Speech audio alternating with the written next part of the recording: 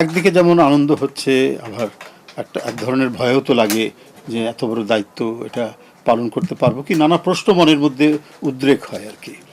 তো যেহেতু সিনিয়র যুগ্ম মহাসচিব হিসাবে দায়িত্ব পালন করে এসেছি প্রায় 10-11 বছর, তো আশা করি যে তৃণমূলের নেতাকর্মী যারা রয়েছেন তাদের সাথে তো অনেক আগে থেকেই আমার যোগাযোগ রয়েছে, সাংগঠনিক তৎপরতা সাথে সবসময় যুক্ত ছিলাম।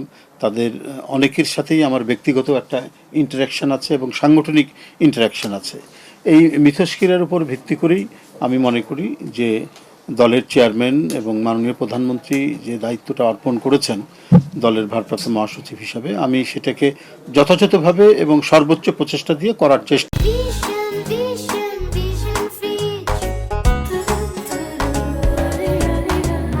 করব। আমি একেবারে একেবারে কি বলে বুক ফুলিয়ে তো বলতে পারবো না যে হ্যাঁ আমি একেবারে সর্বাংশে একেবারে সফল হব, তবে আমার মানে প্রচেষ্টার কোনো ত্রুটি থাকবে না, চেষ্টার কোনো ত্রুটি থাকবে না। আমি এটা করে যাব, কারণ ছাত্র জীবন থেকে কালকে মাননীয় প্রধানমন্ত্রী নিজেই একটি সভাতে বলেছেন যে ছাত্র দল থেকে আসা গড়ে ওঠা একজন এবার দলের ভারপ্রাপ্ত মহাসচিবের দায়িত্ব পালন করলেন।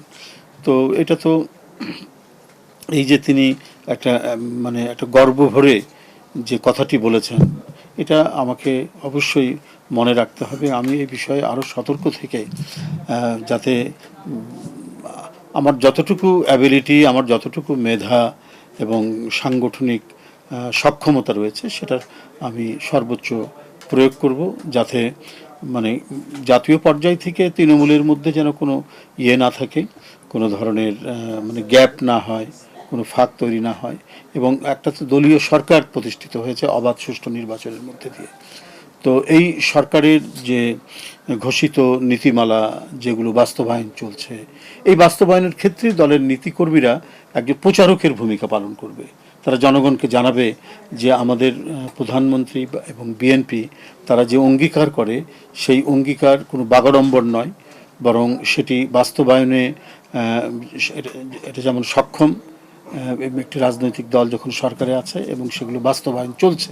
এবং আপনারা জানেন যে 6 মাসের মধ্যে ওনার ঘোষিত যে কর্মসূচি সেটি হচ্ছে যে নারীদেরকে দেওয়া সে ফ্যামিলি কার্ড, তারপর কৃষক কার্ড, প্রবাসী কার্ড, যে সমস্ত উনি ঘোষণা করেছিলেন তার অনেকখানি সেটা লক্ষ্য অর্জন করেছে।